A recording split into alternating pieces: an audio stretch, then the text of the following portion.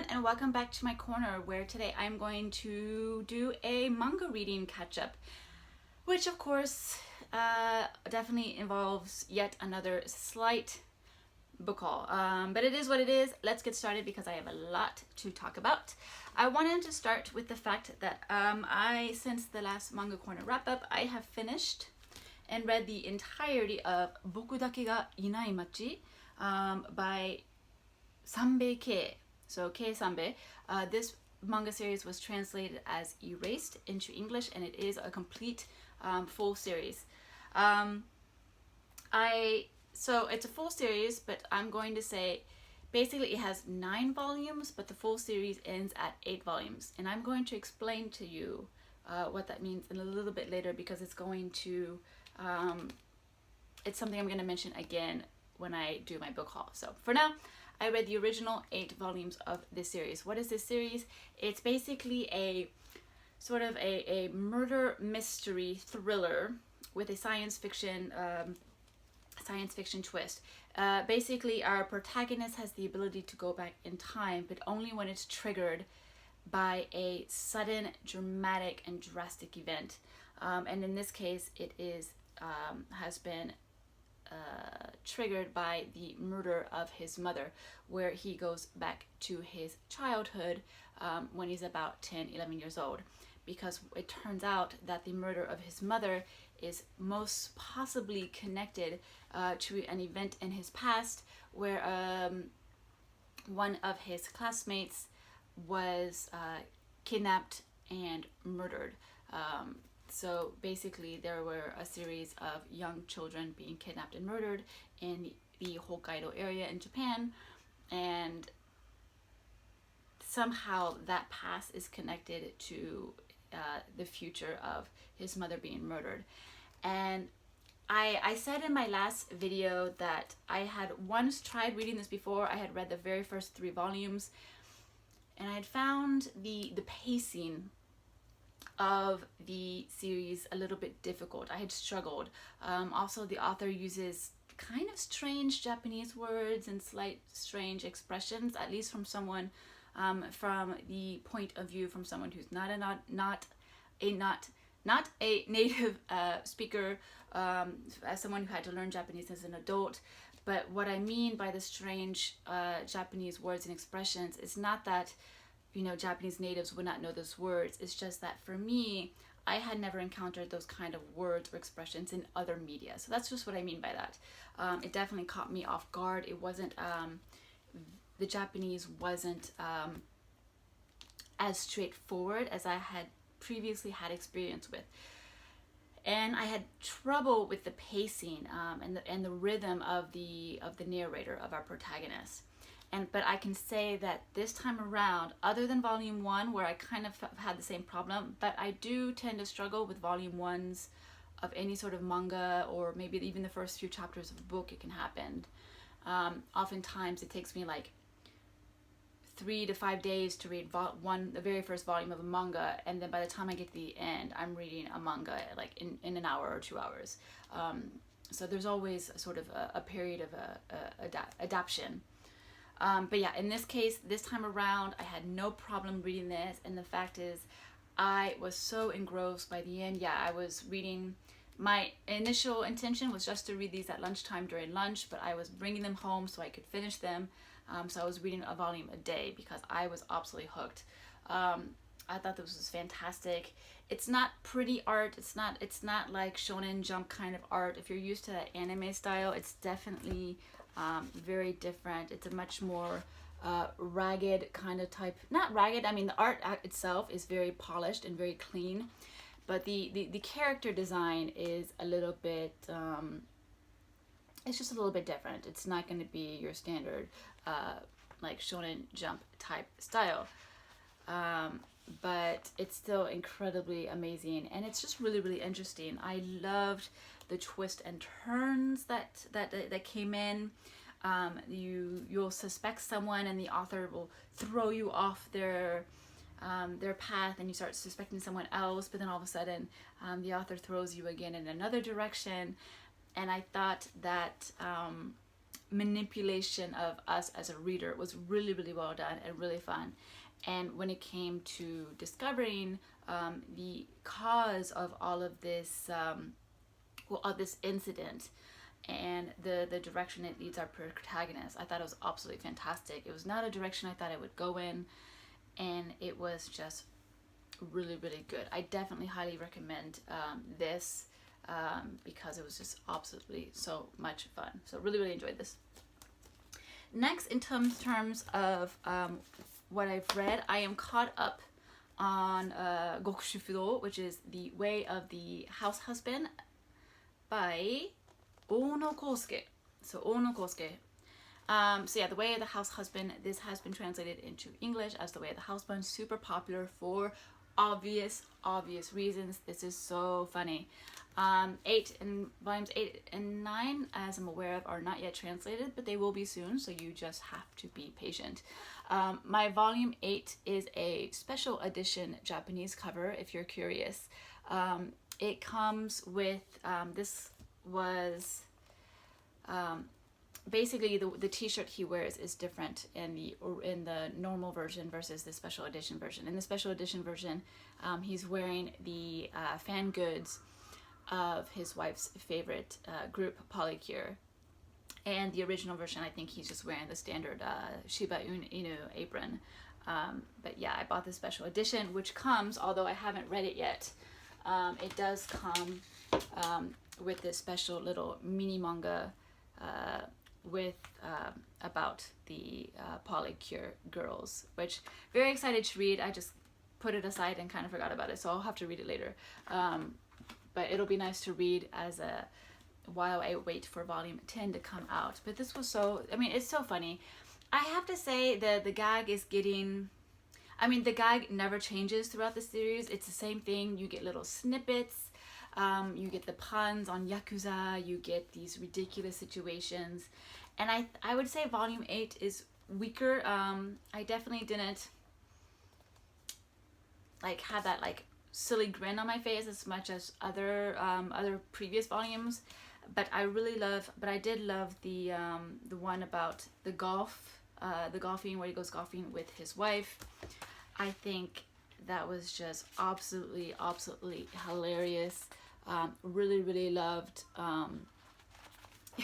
the fact that he's not really teaching his like wife how to play golf. He's just teaching her how to play golf not as good as her boss, basically. So it's just, that part was super hilarious. And I did like volume 9. Volume 9 has just some really cute moments, and as you can see, I mean, the art in this manga is just, it's just so good. It's super realistic, it's super fun, it's ridiculous as all heck, and it's just,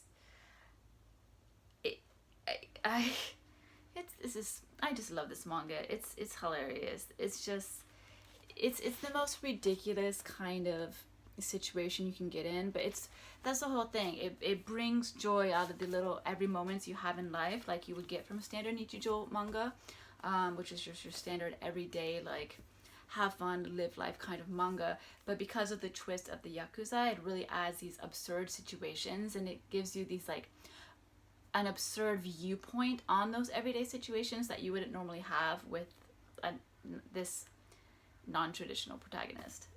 So yeah, I'm very excited to have caught up with these. Can't wait to read the little magazine that I received with the special edition. Again, I'll show you again. For if you're, because I'm pretty sure the US edition will not have this. It'll probably just have the regular version. But yeah, this is the special edition,極主夫道. That is so cute.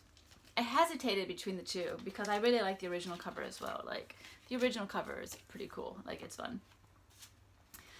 After that, I read yet another manga, and this is a manga I bought this month, but I immediately read it, so it doesn't count as a book haul because I immediately read it. I was good. I didn't buy just to put it on my shelves and forget about it. I actually bought it. And that is this brand new manga. So this is volume 1 of this brand new manga that I discovered because for some reason it showed up on my Twitter feed. The author shared the very first few pages of the manga, and I just thought it was super cute. It was it's a Nichijo manga called Kujima Utae ba Ie Hororo. And let's see, what is this guy's name? Konno Akira. So the mangaka is Konno Akira, and in the description box I will put, if I can find it again, I'll put his Twitter feed to where you can read the sample pages, obviously in Japanese, but if you're watching my video, there's a high likelihood, I think, that you do read Japanese, at least if you're watching these manga videos. But this is a Nichijo manga that is pretty ridiculous. It's also a gag money, not a gag money, it's a gag comedy, where basically this student kind of runs into this weird bird-like creature, and the bird asks, like, who are you, what are you? And the bird says that he is in Japan to spend to spend the winter months in Japan before he goes back to Russia, his motherland, during the summer months. And so he ends up living with this little kid because basically he wants to eat Japanese food and he wants to experience Japanese things. So it's kind of like the house husband in the sense that it's a very like everyday life, but because of this non-traditional protagonist, you have just these ridiculous situations, and especially as the character just interacts with the other family members in the house. So this is our bird, our Russian bird, who does speak Russian, by the way, and it's absolutely hilarious when he does. It's just ridiculous. So these, I'm sharing you the first few pages that the author shared on Twitter, but it's just ridiculous, and it's fun, and you get these like absurd visuals of this random really tall bird drinking and eating Japanese food in his Japanese home as he struggles with the, oh gosh, this part was funny. I just flipped to a page that I found absolutely hilarious. But yeah, it deals with the bird as he accepts the fact that he won't be able to go back to Russia for a little while, as he has to spend the winter months in a warmer climate, aka Japan. But just the interaction between the bird and the family members, this is our main character's brother, just the interaction is absolutely sweet, it's adorable, it's funny, it leads to really great gags and a lot of great bird puns that would be really fun to translate. I already came up with a few in my head of what I would do if I were translating this, and it was just really fun. So happy to found this.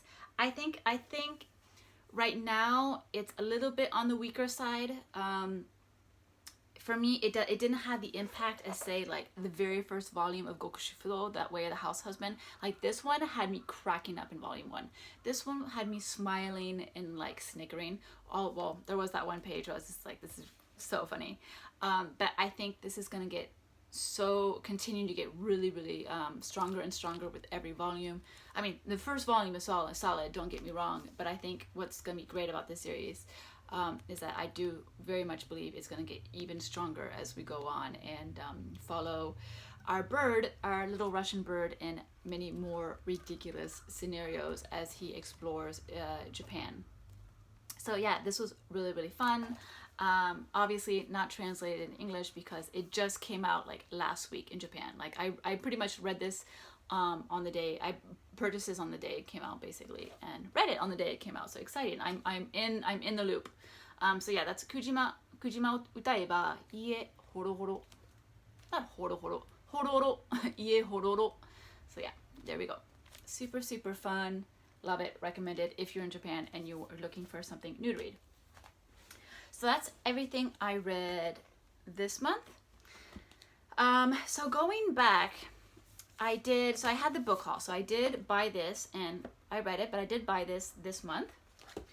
And then something that came out when I was at the bookstore and I did not realize, and I was absolutely shocked, was volume 7 of Orange.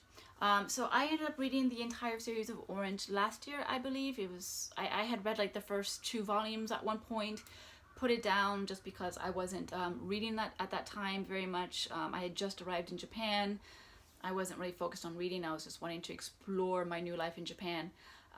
But last year I finally sat down and actually read the entire series.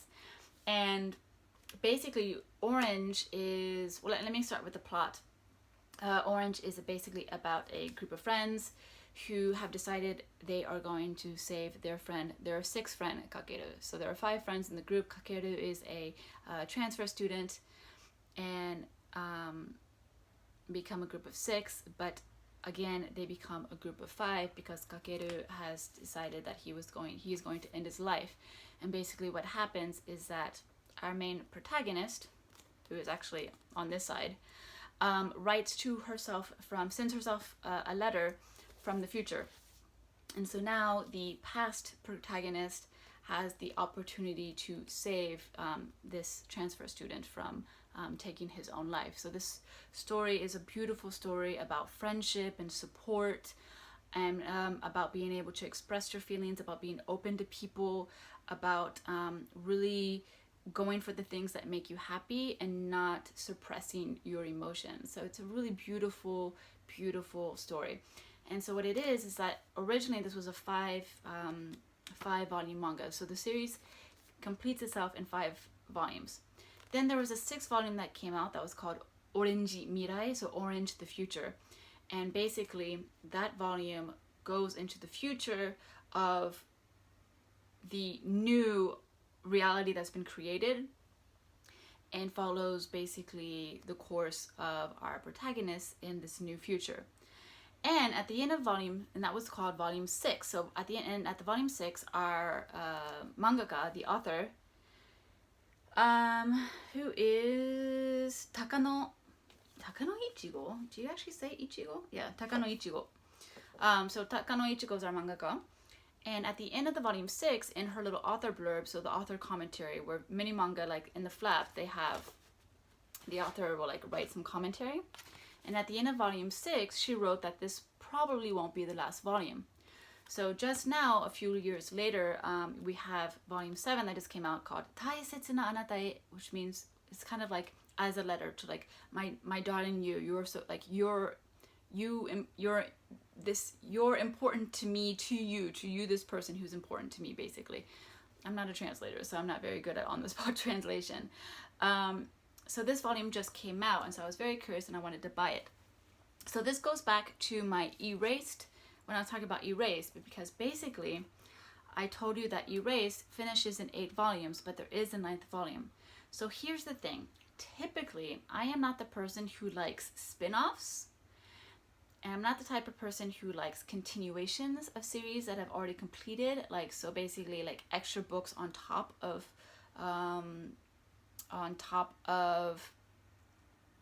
like after like the main plot.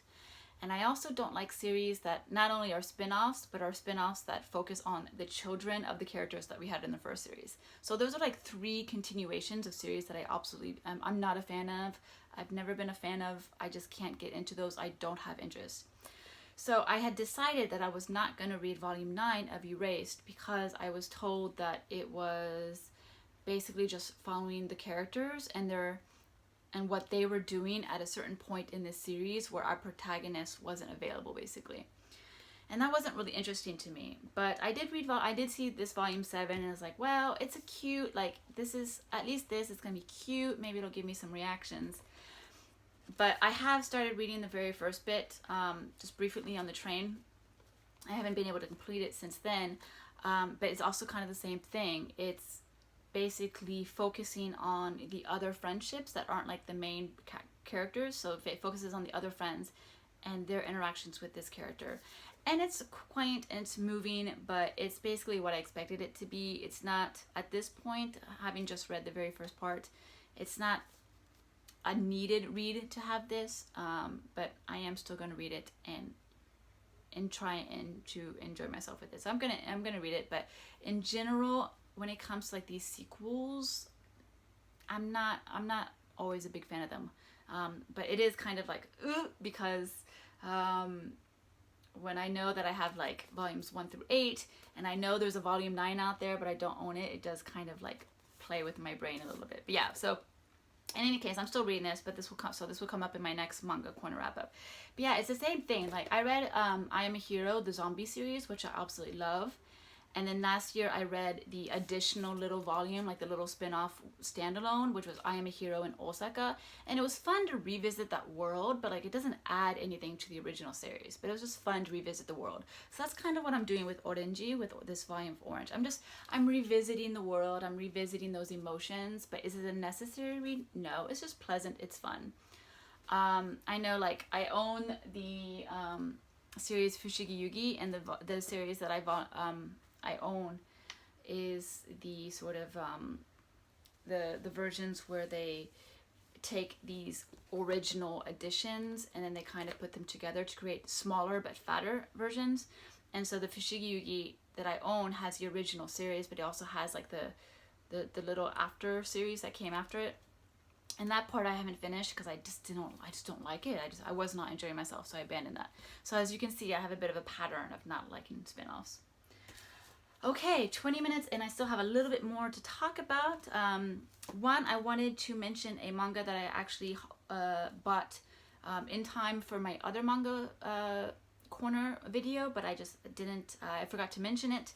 But this is a series that I have had my eye on for ages, ever since it first came out. I've been wanting to get it, but I was trying to stop myself from buying too much manga, which still isn't working.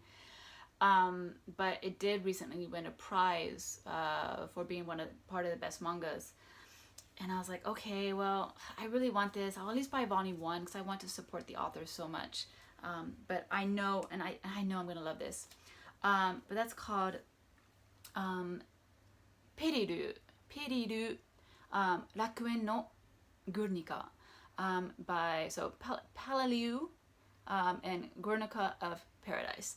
And basically what this is a World War II manga series. So it's about these Japanese soldiers on the island of Peleliu. And I believe that's going to be in the Philippines, I believe. If you don't know, I am a huge Japanese during World War II buff. It's a huge focus of mine. It's a topic I've gone back to many times. I absolutely love nonfiction, fiction, manga that has come from that time. It's memoirs, absolutely fascinating, a time period you absolutely must read. And so I've had my eye on this manga for a long time because I absolutely love this idea of this. It's basically, it takes this very serious World War II topic and it makes the characters really small and kind of cute in this very grim background. And I'm so excited about this. Like, it's just gonna be such a good read. Yeah, it's gonna be amazing. So I'm super excited about this. I am gonna wait a little bit more before I read it because I have a few brand new books about Japan during the war. So I have some manga, I have some nonfiction, and some fiction, and I'm working myself to go back into that world because I left it for quite a bit because it is very a devastating part of history. So I'm kind of like amping myself up for that, but I'm so ready for this. I think there are about like 13 volumes out right now, something around that range. But let's start slow and easy with volume 1. But yeah, super excited about this. I can't wait to read it. And then last, a purchase that I was not at all expecting. I went into Book Off to buy 2 fiction books that I am reading, that my Japanese book club, where we read 1 Japanese language book per month. I went in to buy the next books for that. And this caught my eye, and it's terrible because I had no intention of buying more manga, at least not a set. But I saw this and I had to buy it because it's someone playing a violin. I play the violin. I am in an amateur orchestra. But this is called Ao no Orchestra. So Ao's Orchestra. And it's about, it's by Makoto Akui. And it's, as you guess, characters and playing instruments in an orchestra, and basically just everything that has to deal with that. It is not a complete series. It is a ongoing series. But after I purchased it, a friend was like, oh yeah, I've heard good things about that. So I am very happy that I've read it, even though I had no intention and knew nothing about this series before I saw it in the corner of my eye, and I was like, ooh, no, I shouldn't have looked there. But yeah, so this is the first 9 volumes of the series. I think there might be like 10 or 11, but yeah, these are the first 9 volumes, and I'm excited that this is now part of my collection. But yeah, that's it for today. I'm excited about the manga I'm going to be reading in the month of May, but I won't tell you why. I'll let you see that in my next video. So in any case, thank you so much for watching. I really hope you get to read some of these, and that you explore maybe what I've recommended today. Yeah, so let me know if you have read any of these, if you plan on reading any of these, if you had read them, tell me what you think. Like, share your favorite moments. Avoid spoilers, of course, but I don't think I really, well, no, Erased has spoilers. Don't spoil Erased for people. But yeah, just let me know what you thought of any of these if you have actually read them. In any case, yeah, so thank you so much for watching, and I will see you in my next manga corner. Bye!